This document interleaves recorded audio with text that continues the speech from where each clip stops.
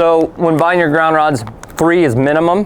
When we are getting into big power, like above 15 joules, we'll start ramping it up. But it all just depends on your soils and how much water retention is in the ground. So it could depend on the time of year. So starting point is 3 ground rods. From there, if you're using bigger power, I've done as many as 20 ground rods. When we're getting into big energizers, we're gonna really ramp up our ground because we're sending out a bigger signal.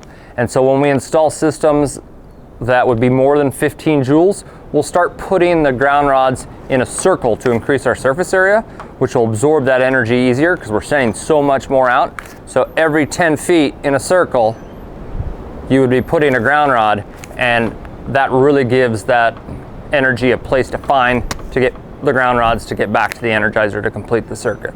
So after 15 joules, or if you're on really, really dry ground, you need to start ramping up how many ground rods that you have.